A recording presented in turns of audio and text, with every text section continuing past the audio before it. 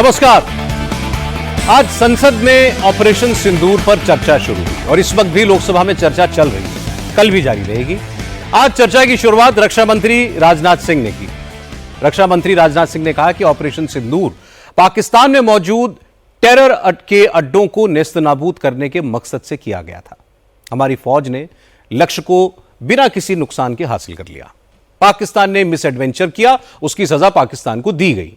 और जब पाकिस्तान घुटनों पर था, पाकिस्तान की तरफ से सीज फायर की गुहार लगाई गई, तब ऑपरेशन सिंदूर को इस शर्त के साथ रोका गया कि अगर दोबारा किसी आतंकवादी हमले को अंजाम दिया गया तो ऑपरेशन सिंदूर फिर होगा।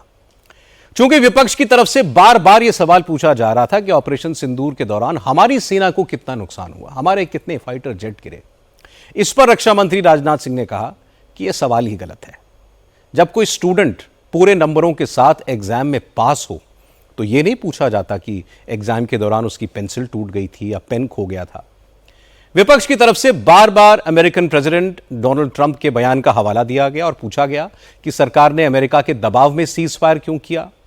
इस पर विदेश मंत्री डॉक्टर एस जयशंकर ने कहा कि ऑपरेशन सिंदूर के दौरान तमाम देशों की तरफ से संपर्क किया गया था, लेकिन भारत ने सबको यह साफ साफ कह दिया कि यह मसला भारत और पाकिस्तान के बीच का है।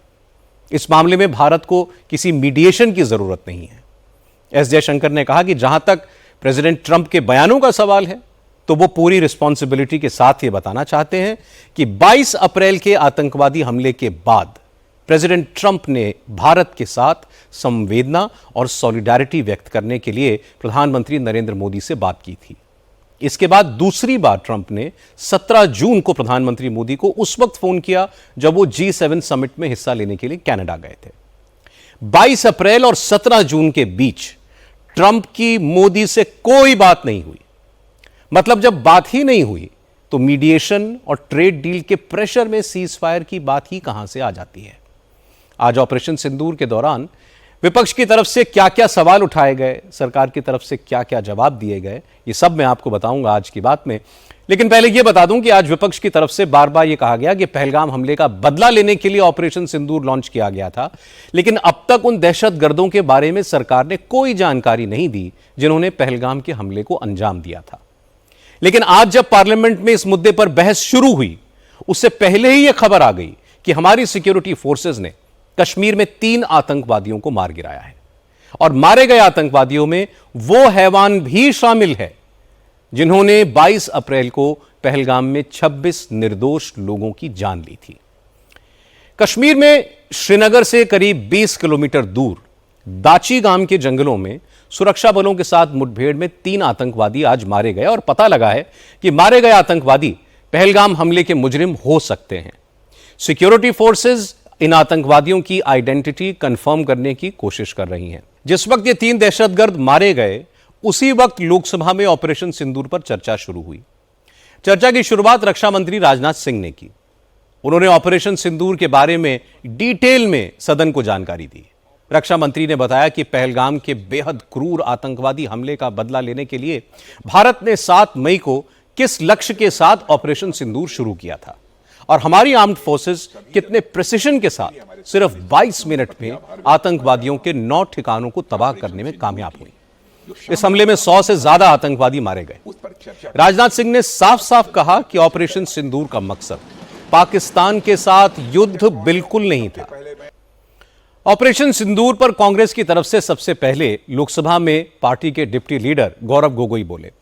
गौरव गोगोई ने कहा कि सरकार खुद यह मान रही है कि पाकिस्तान फिर कोई हिमाकत कर सकता है। ऐसे में सवाल है, फिर ऑपरेशन सिंदूर सफल कैसे हुआ।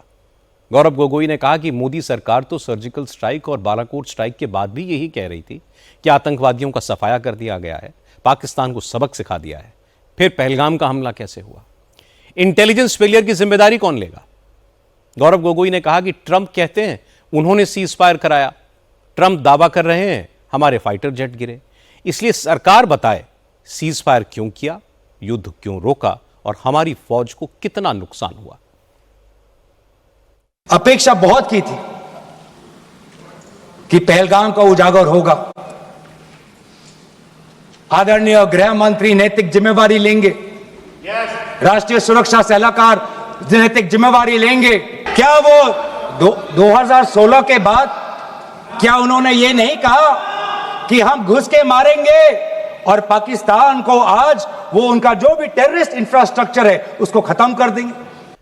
क्योंकि प्रेसिडेंट ट्रंप के बयानों को लेकर विपक्ष के कई सांसदों ने सवाल उठाए, विदेश मंत्री से पूछा गया कि ऑपरेशन सिंदूर के बाद किसी देश ने भारत का समर्थन क्यों नहीं किया। ऑपरेशन सिंदूर के दौरान चीन ने पाकिस्तान की मदद की, तो फिर विदेश मंत्री ने चीन का दौरा क्यों किया? ऐसा तमाम सवाल पूछे गए। तो विदेश मंत्री एस जयशंकर ने सबका सिलसिलेवार तरीके से जवाब दिया। विदेश मंत्री ने कहा कि भारत और पाकिस्तान के बीच सीज फायर में ट्रेड या ट्रंप किसी का रोल नहीं था।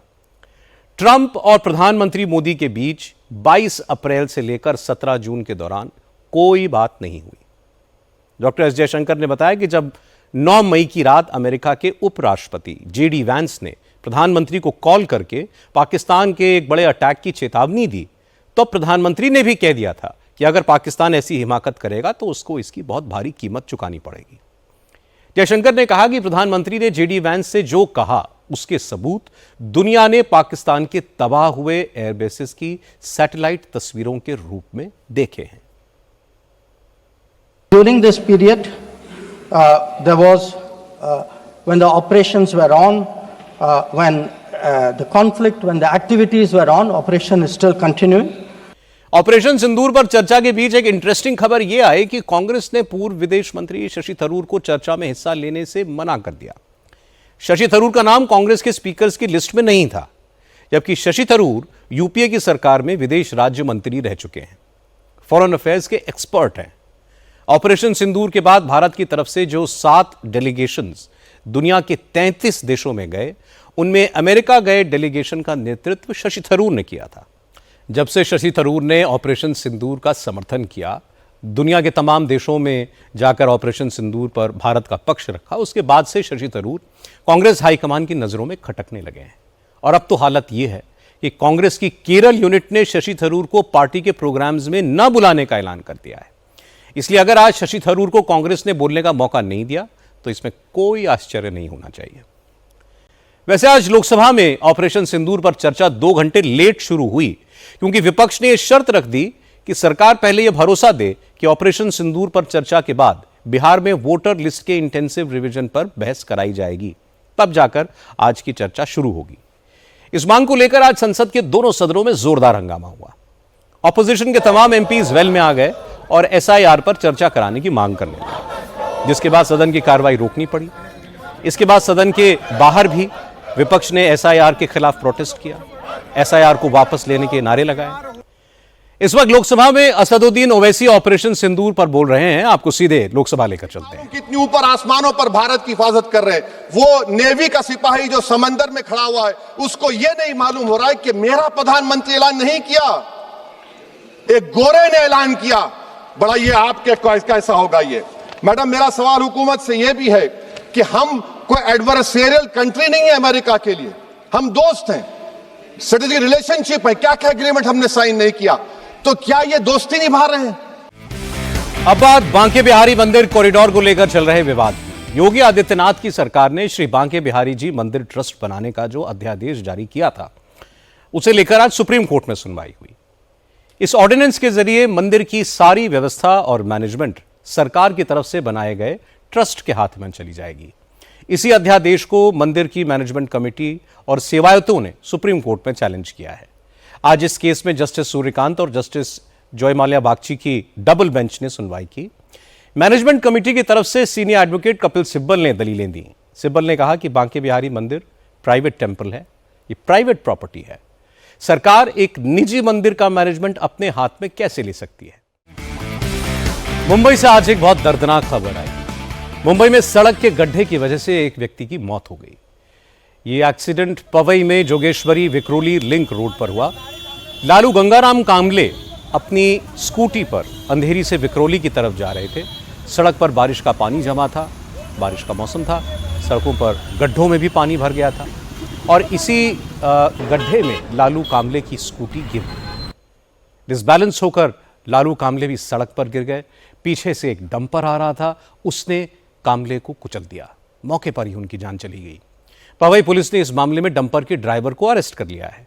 लेकिन सवाल लालू गंगाराम कामले के घर वालों का है कि लालू कामले की मौत के लिए जिम्मेदार बीएमसी है। बीएमसी की लापरवाही की वजह से सड़कों पर इतने गड्ढे हैं, आए दिन लोग ऐसे हादसों का शिकार होते हैं।